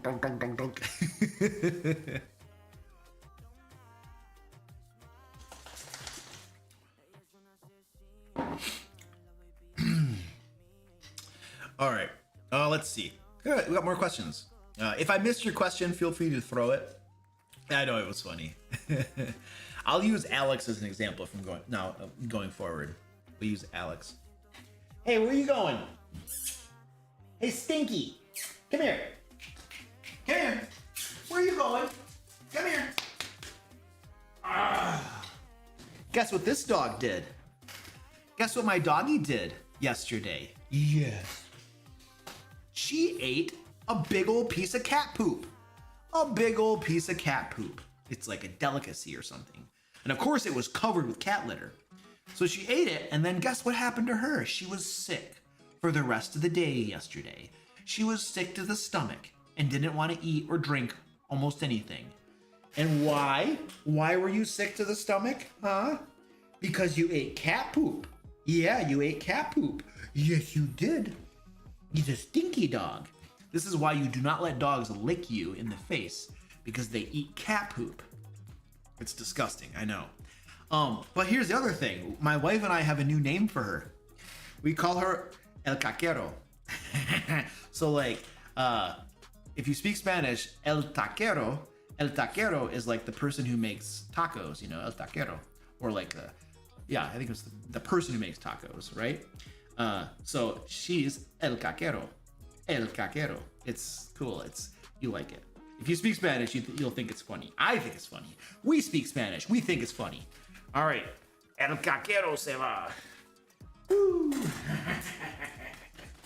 Don't eat cat poop. Nasty. Belches. Yes, I know. Oh.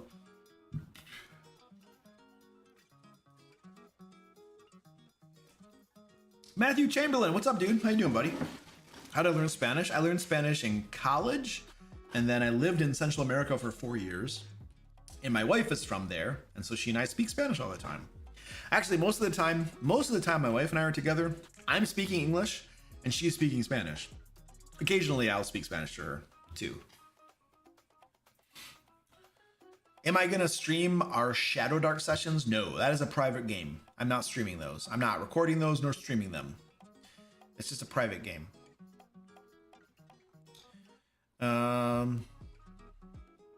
Mr. Brock Daddy says, what would you recommend to do with a player that is having mental health issues, that is telling you that they will come to a session but doesn't show up and gives no warning of cancellation? So a no call, no show. I would probably deal with them in the same way I would deal with most other players. I would just say, hey dude, if you're not going to be there, just let me know, you know? Hey dude, let me know if you're not going to be there. And then if they don't let me know and they don't show up, I'll be like, hey, what happened? Why weren't you there? Did something come up? Oh, yeah. Okay, let me know. It doesn't matter, just let me know. Even if it's literally at the beginning of the game session, you got to let me know. So follow up with it. Treat them like, dude, just treat them like you would treat other people. You know what I mean? It's like, what happened, dude? What happened? You weren't there. Oh, okay. All right, well, just let me know. You know, just let me know. You know, and just talk with them, you know, have a conversation with them.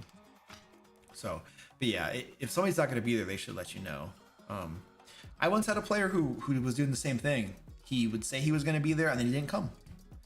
And then he did that a couple times and I was like, dude, what's going on, man? Like, you know, like, are you all right? Is everything okay? Because you say you're going to come, but then you don't show up. And then he was like, yeah, I'm going through some crap right now. Actually, I'm probably going to just drop out of the game because things are rough. Hey, that's cool. Not a problem. You know, you gotta talk to me, you know? Agile Monk, what's up, dude? How you doing, buddy? Good to see you, buddy. Good to see you. You are late. You are an hour and a half late. That's coming out of your paycheck. Don't you think it's not?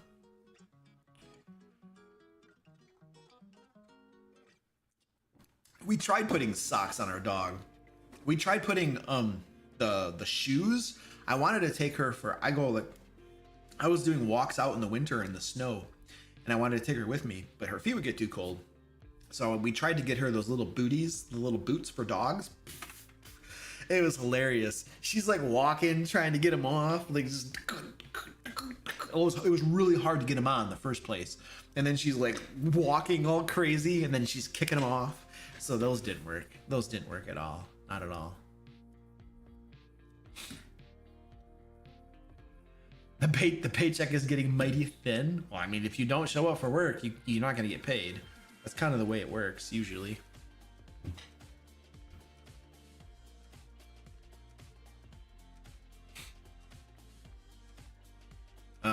Goliath says Luke is going to get a sternly worded 3 to 5 page letter by post in 7 to 10 business days. What is the context of that? What are you talking about?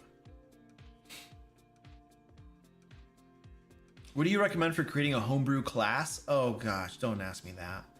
I have considered making something similar to Fallon from the Dungeon Meshi. I have no idea what that is. Or some spellcaster that uses souls as spell slots. I don't do homebrew for classes usually. So I really don't have any recommendations for you for that. if I were to homebrew a class, I would probably pay someone else to do it for me, first of all. But if I were to have to do it myself, I would probably take a class that's already close to where I'm going, and then I would make changes to it. That's probably how I would homebrew a class. And I would use I would reference the other different classes, like abilities and different things they give you. I'd use them as a reference to kind of gauge how powerful something is, because one of the biggest issues with anybody's homebrew is it tends to be more powerful than official source material. And so I think balance is one of the biggest things to pay attention, it's one of the biggest things to pay attention to when you're homebrewing. But there are no rules on how to homebrew a class, right? So you just kind of have to refer to other classes and stuff and kind of try to balance as best you can. So that's my recommendation. But I have no experience homebrewing classes. So this is just like, if I were to do it, this is how I would go about it. But I've never done it before, so I don't know how much you should listen to me.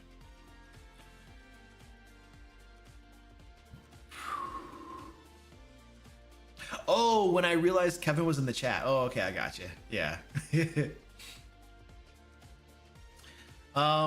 Jubal. Hello. I got myself Loot and Lore and Layers and Legends for my birthday. Yay! What advice do you have on how to best use them in my game? There are so many pages. I know, there's like over 700 pages. It's a lot of crap in there. Well, I mean, tell me something about your campaign. Like, what level are you? What are you doing? Like, I don't even know how you run your game. So you got to give me some more context on your actual game before I can give you some actual advice on how to use that resource. Because it really depends on what level you're at, what you're doing, what your campaign's about, like how you're running your game, how many players you have. Like there's so much stuff that will influence what I say, I think. How do you handle suffocation rules in D&D 5th edition? They're stupid. They're a joke anyway. A player suffocates, let's say underwater or drops unconscious. How do death saving throws work, or is it instant death? It's complicated. I don't know. Every time suffocation comes up, we have to look up the rule and we have to figure out what it actually means, because I don't think it's super clear. So, but I don't really know offhand. We could look up the suffocation rules and I can tell you what I think. That's usually how I handle questions like this. So why don't we just do that? Let's see if we can find let's see if we can find suffocation. That's the first step. Can we find suffocation? Is it searchable? Maybe. Suffocation. Hazard. Player's handbook. Well, maybe we found it. We may have found it. Oh, this is the 5th edition. Oh, crap. Here we go. This is going to be, it gave us the glossary. That means that this is the 2024 version. But you are asking about the 2014 version. How do I only search for 2014 rules? Does anybody know? Is there a way to search for 2014 rules? Is there a way? Is there a way? I don't even know if we can do this anymore, because it's just giving me 2024 stuff. And that's not what the question's about. So I don't know. I think we're at an impasse here. I can't even look up the rules on D&D Beyond anymore. Where are the legacy rules? But there needs to be a button I can click to filter. There needs to be a way that I can filter to only get the legacy rules. Okay, Goliath, that sounds great. Thank you, sir.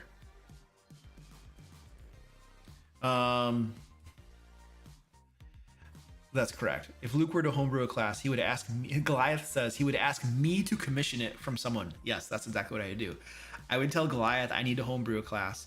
Go commission, pay somebody. We're going to pay somebody to do it for me. That's exactly what I would do. What's the longest session you've ever been in? Probably about 12 hours. We used to play 12-hour games for a while. For like a year, I was playing 12-hour D&D games every weekend. I was the game master. Yeah. All right, Patty's Parlor. See you later, dude. Thanks for hanging out, man. What are your thoughts when people say that 5th edition is a bad TTRPG because it's either too complicated of a system and or is too much of a high magic system? I think those people are idiots, not because they have an opinion on 5th edition, but because they're taking a subjective thing and they are putting it forth in an objective manner. Whether you like a game system or not is 100% subjective. Like, I like Shadowdark. There are some people that don't like Shadowdark. I like D&D 5th edition. There are some people that don't like it. I like Pathfinder 2. There are some people that don't like it. So if I were to say, you know, or let's see, let's pretend there's a game system called like, I don't know. Pyroborg is a game system. I like Pyroborg. I think Pyroborg is really cool. But let's pretend that I didn't like Pyroborg. And I were to tell you, listen, Pyroborg is bad because ... That is like wrong for me to say that in a way, because like I might say these are the reasons I personally don't like Pyroborg, but for me to objectively say that Pyroborg is bad because ... is ridiculous and stupid, because I am objectifying something that is 100% subjective. Your personal tastes and interests are apply to you and you alone, right? So for me to say like I don't like, if I were to say D&D 5th edition is bad because it's high magic, that's a ridiculous statement. Now, if I were to say D&D 5th edition is bad for me because it's high magic, perfectly fair. Because you got to make it clear that it's my own personal tastes and interests. You know, but there's a lot of people, like I'll be on Twitter a lot, right? Or X. And like there are people that will say a whole bunch of negative crap about like say D&D, you know what I mean? But they'll put it in a way that makes it an objective fact. Like, this is a horrible game system because of this. And it's like, no, it's horrible for you because of that. But there are lots of people that don't share that opinion, and they like it, you know? And that's totally fair. Like, something that you like is something that I might not like, and vice versa. And that's just how we are as human beings. You can't objectively say a subjective thing. That's ridiculous. It's irresponsible and stupid.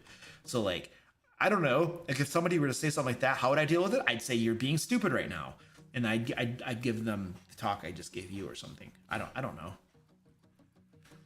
All right, let's see if Zach sent me something. Nope.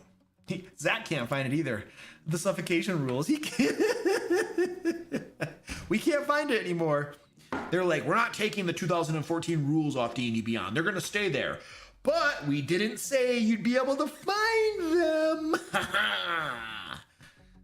Unless I'm being obtuse and I just don't know the search functionality. Yeah, Pyroborg is fun. To be fair, be very clear, I do like Pyroborg. Pyroborg is awesome. I was just using that as an example.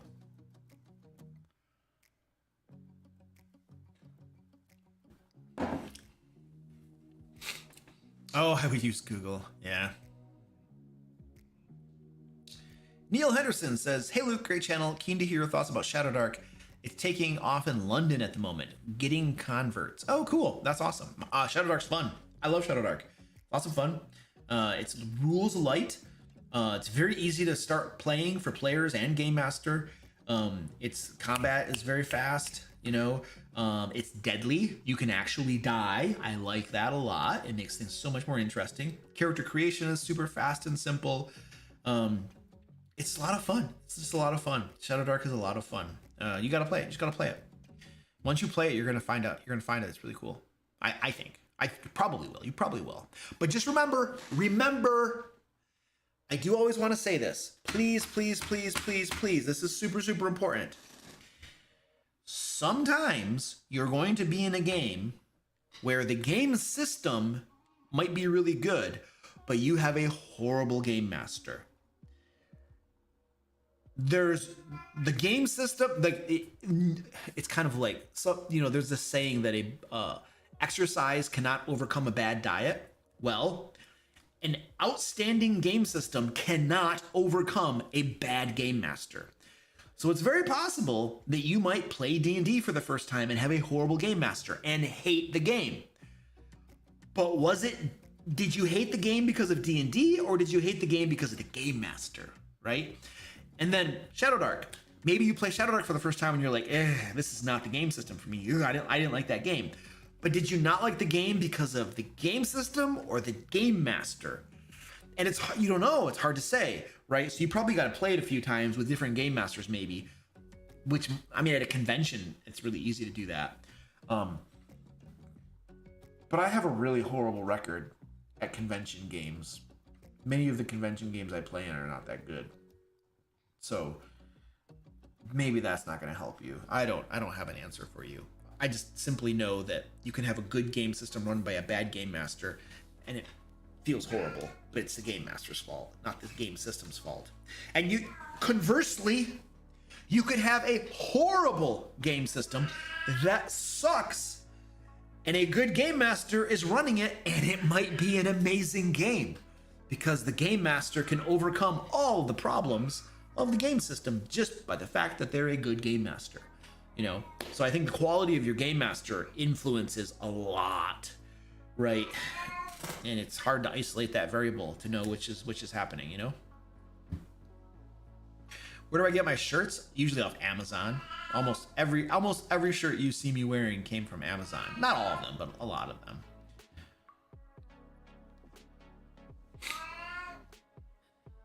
I've played in pirate board games.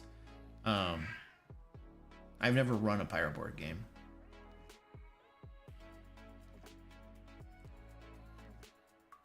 When a creature runs out of breath, it can survive for a number of rounds equal to its constitution modifier. At the start of its next turn, it drops to 0 hit points and is dying. Yeah, so it's at 0 hit points and it begins making death saving throws. That's my interpretation of it. It's not insta-death. You're at 0 hit points and you're making death saving throws. But I feel like healing at that point doesn't help you, right? You are at 0 hit points. If somebody casts a heal on you, that's not going to help you. You have to get some air in you, would be my ruling. Like, you're going to keep on making death saving throws until you're out of the water. Like, I don't even think, I would say that you can't even maybe stabilize while you're submerged. I don't know how I would rule that. All I know is the suffocation rules in D&D 5th edition usually just are suck, and they're not very understandable, so I don't know. Oh, okay, suffocation says you cannot regain hit points until you can breathe again. Perfect, thank you. Is that for D&D 2014, or does it say that in the 2024? They may have made them better. They may have made the rules a little bit better in 2024. Yeah, that's true. Sometimes the group isn't the right group for a particular game system. I have been, I was in a, who was that game system? I was in a Pirate Borg game once, a while ago, and the game was not a lot of fun, mostly because the group was super analytical. They were very analytical, it wasn't, the game system and the style of game was not a good fit for that group of players. That group of players is better suited to a Pathfinder 2 game that's very rules heavy, you know, and all this kind of stuff.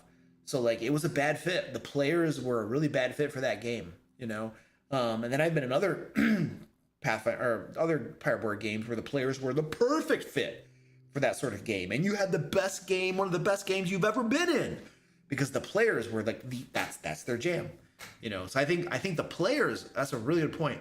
The players in a game also influence whether it's fun or not. It's amazing. There's so many variables. You can't isolate these. It's hard to isolate these things, you know?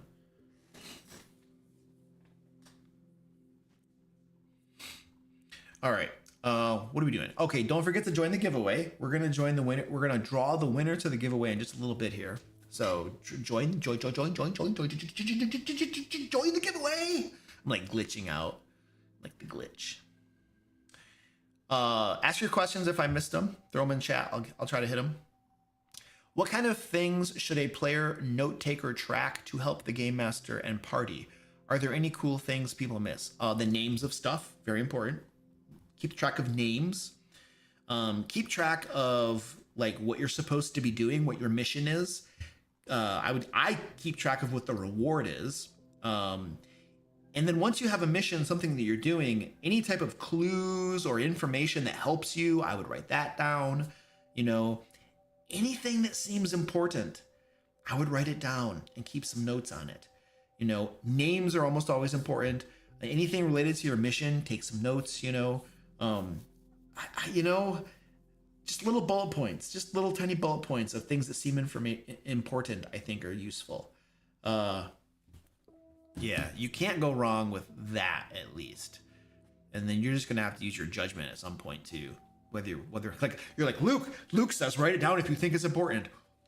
That might be everything. Yeah, I don't know. You're gonna have to use your own discretion at some point. Yeah. Yeah.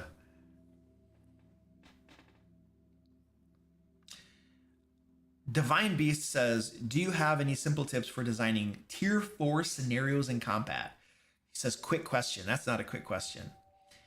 Tier 4 scenarios in combat. I'm struggling to find a way to provide meaningful and adequate gameplay for my players at level 18. Yeah, high level D&D sucks, usually.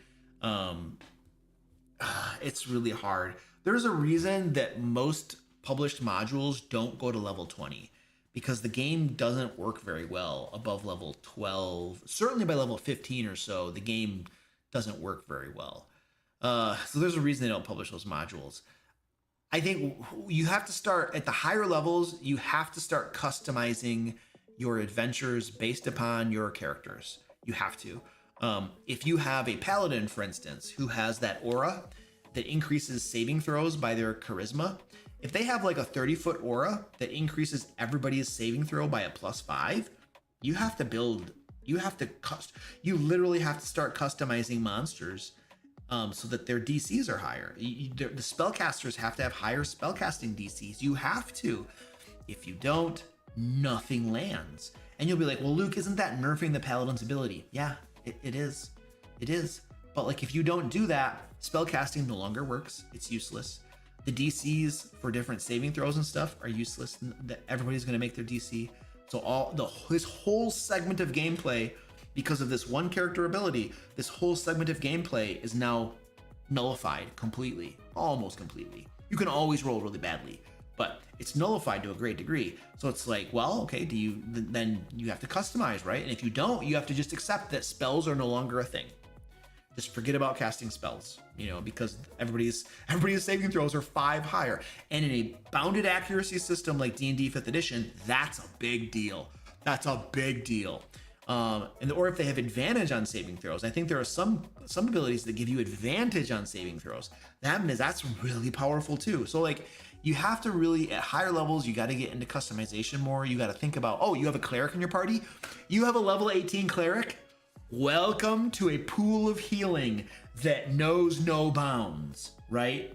Like, they're going to be able to recover from almost anything you throw at them because that cleric can just pack out the healing. All right, so now you do crazy stuff. I'm going to double the damage of everything. That's it. Everything does twice as much damage, and we're going to see what happens. And you're like, the cleric is keeping up with it. Wow. But it's a little bit challenging. Okay, just doubling damage. Okay, monsters' damage is just doubled now. And they're doing just fine.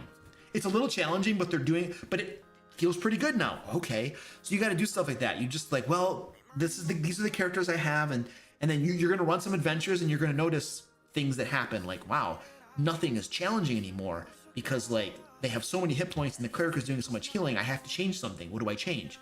And then you tweak things and you change things, you know, to adjust it and stuff. And that's really, playing at high levels is an adjusting game, you know. And then they're like, well, okay, we now have this summons. I have the ability to summon this creature. And you're like, oh, wow, that's really powerful. Okay. Then you run an adventure and you're like, oh my gosh, geez. Okay, now how am I going to change my adventure design based upon the fact that they now have this permanent summons, essentially? You know, and this is how you start customizing and you start thinking this stuff through. And this is exactly why designing a module for high level play is very challenging, because there's such a wide array of very powerful abilities that players are going to have, you know, that how do you design an adventure for that? It's really hard because you got to customize, you know. And if you say, well, Luke, that's nerfing their stuff, I'm not going to do that. That's fair. Then just be prepared for them to curb stomp everything and for there to be no challenge, you know. You can always do that too. So I don't know. That's usually what I've found I have to do, just heavily customize. Question, how does one gracefully end a campaign when the players reach level 20? You bring the story to a close. I mean, I'm assuming there's probably like an overarching story or something. Bring it to a close. Have it wrap up. Have it be done. If the main story arc wraps up and is done, then you'll be like, okay, guys, we finished up the main plot. I think we're done, right? Start at level 1, rinse and repeat. Now, I personally, once the players get to level 20 and they hit level 20, they're probably going to be excited to run the game, run their characters at level 20. So like, don't just end immediately. Give them a few more adventures, a couple more adventures, so they can run at level 20 and feel like, oh, I had a level 20 character, oh, I'm awesome, right? So give them that. But then, yeah, wrap it up, and because like, I'm telling you, I've been in high level play a few times. It's not that fun. I don't. Well, this has always been me as a game master. As a game master, I have never enjoyed high level play. It is way more work on me to make adventures for high level games, to run the games, to have to deal with broken power. This is D&D 5th edition. Broken powers, broken spells, broken this, that, and the other. Things that are just like, oh gosh, now how do I deal with this? And how do I deal with that? How do I balance this? And how do I do this? And how do I do this? It's like, oh my God. Because players, like, they want to be challenged, right? The game is not fun if they're not challenged. So you got to like make it challenging, you know? So high level play is not fun. So not for me. It's just a lot of work. And so I'm always very eager to start back over at level 1, you know? It's good to get to high level play every so often, you know, because you can experience it and the players probably enjoy it, but it's not fun for the game master. I'll tell you that. That's at least for me personally. Other game masters, their experiences may vary, of course. So.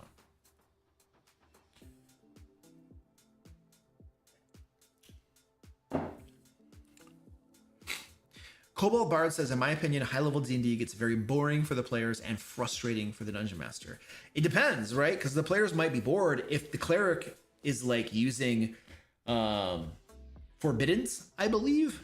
And the game master allows him to cast forbiddance in a way that kills everything in the dungeon, then yeah, that's going to get really boring for everybody. Very boring. On my last level 20 campaign, I asked each of my players to write an epilogue. There you go. Yeah. Oh my gosh, yeah. Matthew Chamberlain, who's in chat, he's in my Ancient Dragon campaign. And he literally was playing a cleric at level 20. I think you were level 20, weren't you? Or did we get to level 18? I don't know. I don't remember how high we got, but we got way up there. And he was running a high level cleric at like level 18 or level 20. And he says that Reginald is the name of his cleric, could heal 1,400 hit points per long rest. He was a healing machine, It was crazy. I had to get bonkers with the encounters, just throwing stuff at you, just damage, and nothing. I still don't feel like you guys were challenged. Like, despite my best, every single combat, I'm like, this is not meaningful. There was nothing meaningful about the combat because I knew that you could heal. Anything I could do to you would be healed. So the only thing that could possibly be meaningful is if I one-shot somebody. If I can kill somebody in one round, that might be meaningful because then you're like, oh, God, holy crap, you know? But imagine the damage output you need to kill a character in one round. Yeah, so like combat for you guys was just, for me, it was kind of like, this is a pointless, there was no point. There's no point because you guys are going to win. It's a given. With that type of healing output, like, I just can't do anything. You know, like, so I just felt like nothing was challenging. It was like it was just smoke and mirrors. Like, we're going through like the ritual, you know, of combat, but everybody kind of knows that there's no possible way that the players are going to lose, and that these monsters, it doesn't even matter if they do a ton of damage. Our cleric's going to heal us like that. So I didn't like it. It was really hard for me to give you guys anything that was, in my opinion, interesting or fun or something. Bye, Virus. See you later, dude. Do I have a green screen? Yes, I do. I've been considering getting a ceiling Elgato green screen. Well, you don't need a fancy green screen. You can just get a cheapo green screen. The important thing about a green screen, let me tell you, the important thing about a green screen is you need to light the green screen very well in a uniform manner. And you need to make sure that you do not have a shadow being cast on your green screen. Okay? Because when you do your keying, I forget what it's called. I have a video editor, so he does all this stuff when I do use a green screen, which I don't use one very often anymore. But he does all the chroma keying or whatever they call that crap. But you want to make sure that your green screen is well lit, uniformly lit. There are no wrinkles in it, right? And then you do not want to be casting a shadow on your green screen. So the best way that I found to do that is you want to be you don't want to be right in front of your green screen. You want to have some distance between you and the green screen, maybe 6 feet or so if you can. And then you want to have lights that are pointing directly at your green screen, right? I usually have lights off to the side because the camera is going to be pointing at me. So I'll have lights off to the side of the green screen that are pointing directly at the green screen. And then I'll have a key light and a fill light that are pointing directly at me. But what I don't want is I want to minimize, because the key light and the fill light that are pointing at me are going to cast a shadow on the green screen. But you can minimize that shadow by being farther away from the green screen and having lights pointed directly at the green screen themselves. So I'll have 2 big lights that are going at the green screen, the key light and the fill light on me, and minimize that shadow, have the green screen well lit, and then try to have no wrinkles in the green screen. And that is going to give you the best results for green screen and the chroma keying or whatever they call that crap. Do you keep the same world or setting for multiple campaigns? Not always. For the longest time, I used Forgotten Realms for everything. Now I like Elberon. And for my Shadow Dark game, the players literally created the world in the first 2 game sessions. They role-played deities. We were using the Godstein methodology that Harmony Ginger created based upon Brownstein. And so the players were role-playing deities, and they created the world on the first 2 game sessions, and now they're playing in that world. So no, I don't always use the same setting necessarily. I think that an important thing to consider, and this is something I've mentioned before, but the setting isn't really the most important thing in a game. To most players, the setting is a backdrop. That's why it's called the setting. And what they experience most is their character, and then the adventures, and then the NPCs and all that kind of stuff that go along with the adventures. But the setting is a backdrop, and it's not the most important thing. It does lend flavor and tone to things, but it's not the most important thing in the world, generally speaking. So I wouldn't worry too much about setting. I would, if you have everybody has a limited amount of time, so use your time on the things that are most impactful to your game. And I personally feel like the things that are most impactful to the player's experience of a game are my adventures, the adventures I design. The setting, a little bit here and there, but not a whole lot. It's usually the adventures, So that's where I spend most of my time because it's just more impactful. It's more impactful. Okay, giveaway. We're going to draw the winner to the giveaway right now. We are after 8 o'clock. It's after our stopping point. So we are drawing the winner to the giveaway. I have to pull it up here. And because I had to close Chrome because Chrome was misbehaving. Tools and services. And there it is.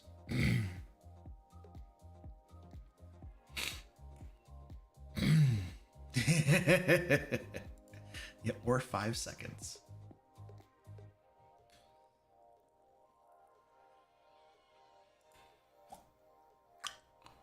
Oh, I went into the wrong tool. Now I have to go back to square one. I opened up the wrong one.